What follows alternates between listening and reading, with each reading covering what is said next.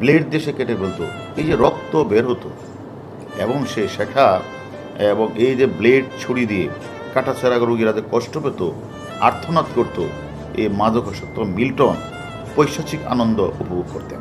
ভয়াবহ লোমহর্ষক মানে সব ঘটনা বেরিয়ে আসছে তার কাছ থেকে।